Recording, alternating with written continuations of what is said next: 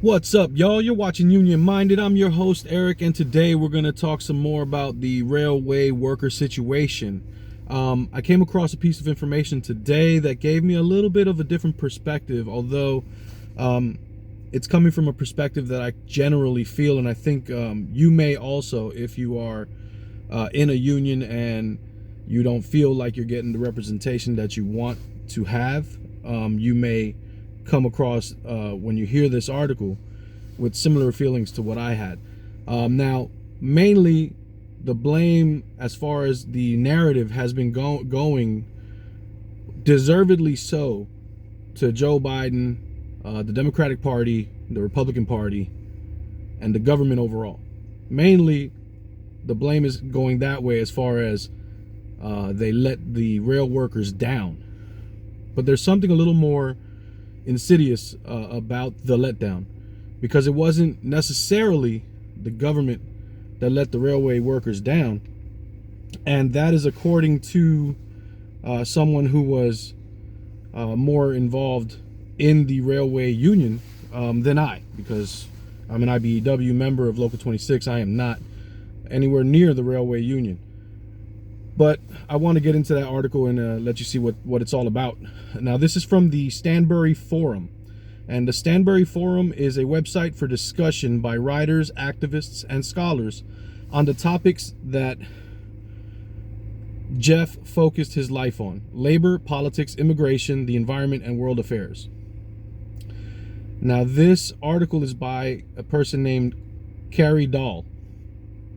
All right. And I just want you to hear the words of someone who was more involved so you can see the perspective, and then we'll talk about it. Rail unions in the U.S. are in bad need of consolidation, democracy, and militancy.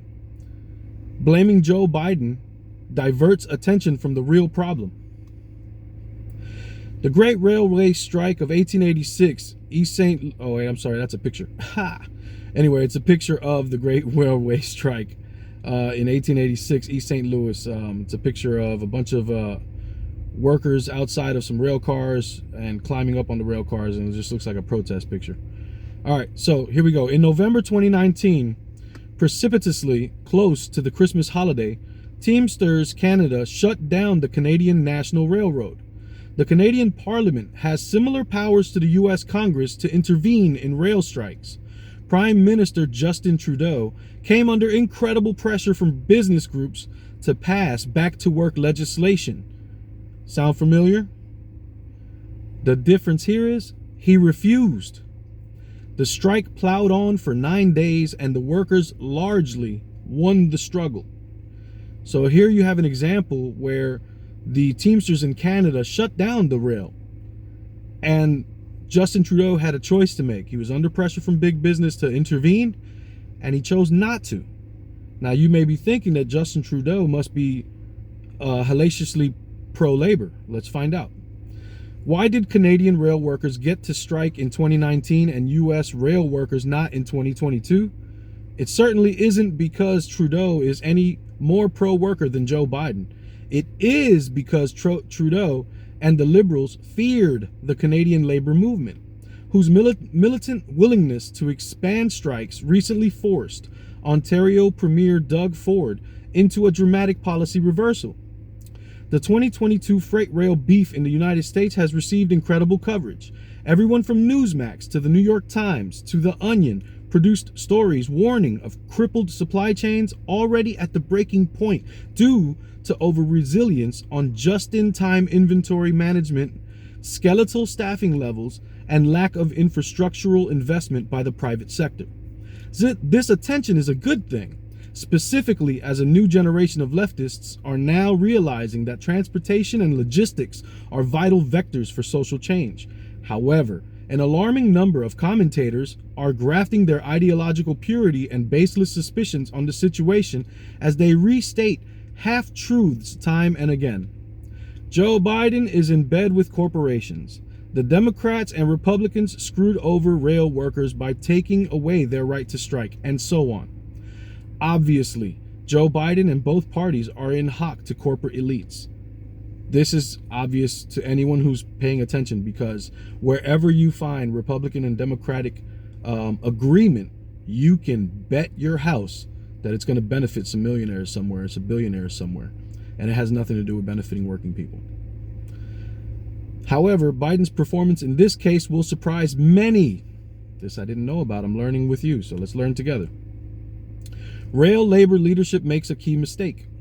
When Sean O'Brien was seated as Teamster General President in March 2022, one of his first acts was to visit the White House and plead with Biden to release rail labor from mediation and form a presidential emergency board. The Teamsters Union includes 2 of the 12 rail unions, the Brotherhood of Maintenance of Way Employees and the Brotherhood of Locomotive Engineers. They are both totally autonomous from each other and have a long history of not working together, to put it kindly. Each union has approximately 25,000 members, down alarmingly in the past 7 years as the industry has gone aggressively lean under the false moniker Precision Scheduled Railroading, or PSR. Biden's administration, which includes O'Brien's longtime Boston ally Marty Walsh, was nervous that ending mediation would enable a national strike just before the 2022 midterms, but O'Brien's legendary charm won the day. He even got the president to let rail labor name the majority of the PEB. This has got to be the most epic of clusterfucks ever. You had labor picking the majority of the presidential executive board. That means labor negotiators had say in who was making crafting the daggum TA.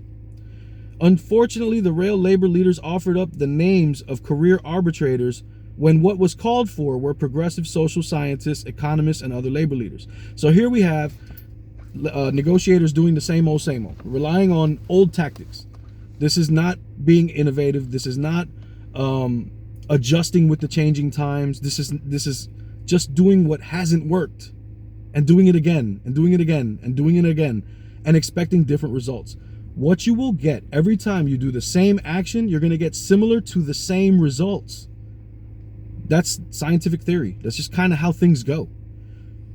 I'm kind of disappointed to find out this stuff, actually, because to know that it was labor electeds that had the chance to put the right people in place to come up with a good deal, and they chose to go with the same old. That's wild. And then here's the next paragraph. Arbiters are infamous for splitting the baby, and that's what the PEB 250 did. That's not Biden's fault, nor the fault of the 2 political parties. It's rail labor leadership's fault. Damn. I didn't even think about it that way, but I did state that those negotiators were not listening to their members, because how in the world do you give away the 15 days that your members are demanding in sick leave and settle for 1 day and act like you did a good job? That's like you're so out of touch with the people you're supposed to be representing that it's shameful and embarrassing and reminiscent. Sucks. In truth, a railroad strike was never in the cards. Anyone with an appreciation of American rail labor history knows this. To back Congress off with their constitutional right to intervene in anything that endangers interstate commerce, rail labor would have needed a wage and multi-year comprehensive contract campaign in advance of the round of bargaining, which began in January of 2020. Comprehensive contract campaigns involve internal organizing, communication strategies, legislative strategy, regulatory strategy, legal strategy, and bargaining strategy. All in all, intricately synchronized all in an intricately synchronized dynamic that puts the members, their escalating actions, and their stories at the center of the struggle. If at the beginning of the round the union suspects that the negotiations will not go smoothly, and they never go smoothly these days, it is important to envision what amount of public support will be needed if striking becomes necessary. In the context of endangering the national transmission of life-sustaining cargo, this requires intense communication and coalition development across society in an effort to help communities understand that the union is bargaining for the common good. The nurses excel at this by forcing the issue of nurse-patient ratios at the table and then positioning themselves as healthcare warriors in the public sphere. Rail labor has been unwilling to implement such a campaign centered on the members and the common good, which is unfortunate, given that the railroads are actually sitting ducks. Their safety record is so bad that inevitably A train with explosive or poisonous cargo will derail in or near a large population center unless strident re-regulation and restaffing take place. Their record of environmental destruction is on the scale of other mass industrial bad actors. Their record of racist and misogynistic hiring practices is legendary. Their price gouging is a key element behind the soaring inflation which has enraged Americans. All of these things are true. We've spoken about these things in the past. What it'll take for rail labor to win next time. Unfortunately, rail labor is in no condition to wage a militant struggle. Aside from the BMW ED in recent years under the visionary leadership of Freddie Simpson, none of the rail labor unions have done strategic internal organizing at all. Most of the unions are small and spend the majority of their dues income on the bloated salaries and benefits of their officers. Again, it's a problem that is not unique just to the rail. It's not a problem unique to the rail. This is a common problem, and I blame the members for not demanding more. I blame members for being apathetic. I blame members for disengaging and letting these officers feel like they don't have to work to earn that bloated paycheck. In the case of rail labor, 12 craft unions represent 85% of the freight railroad workforce. You'd think they could stomp on the employers, but the craft union model, where each department has its own union, has historically led to self-interested selling out of each other. Amen. Amen, because what you wind up having is folks that think they're better than other folks who are doing work 5 days a week just like they are. We ain't better than nobody. We're not better than a burger flipper. We're not better than someone who does DoorDash. We're not better than someone who drives Uber. We're not better than anyone. We all work for a living. Understand where you are on the ladder and on the scale of things. Furthermore, the railroad brotherhoods are oligarchic. In the rare cases where members directly elect their officers, incumbents have total control of the election machinery, making it all but impossible for reform candidates to win, assuming they can get on the ballot at all. Wow. The similarities are uncanny. Railroad workers know full well how much economic power they have, but they have rarely been organized nationally to wield their power at the point of production. These workers are suffering horrendous work schedules, occupational sickness and death rates, and in some cases, grinding poverty. The rampant greed of the railroad corporations is not new, nor is the willingness of the political elite to suckle at their teats. I would expand that. I know this article is specific to the railroads, but I would expand that sentence to say the rampant greed of corporations is not new, nor is the willingness of the political elite to suckle at their teats. That's a far more accurate statement, but in the context of this article, I understand why they said railroad corporations. But in the past 100 years, the rail brotherhoods have been unwilling or unable to conduct well-organized militant strategies to maximize results in bargaining.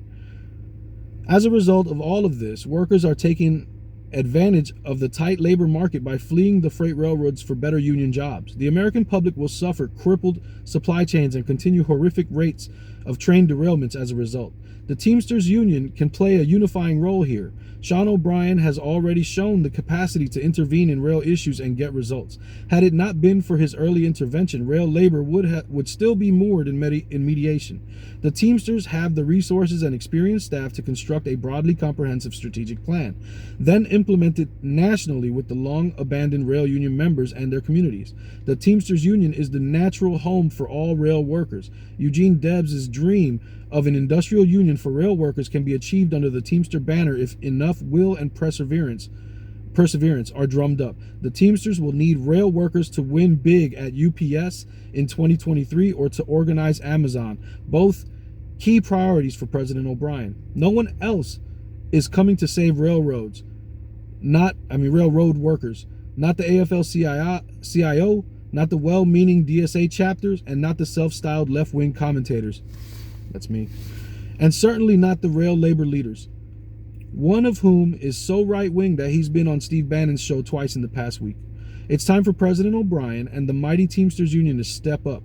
The future of railroaders, Amazon workers, and UPS workers is at stake. Amen. Now let's hear about Carrie Dahl, the author, so that we know a little bit more about where this voice is coming from. Carrie Dahl recently returned to the International Longshore and Warehouse Union, ILWU from the Brotherhood of Maintenance of Way, where he was the organizing director for 7 years. The BMW ED represents track and structure maintenance workers on the major railroads in all of the lower 48 states. He got his start in the labor movement as a SALT, working with the ILWU to organize bike and driver messengers in the San Francisco Bay Area.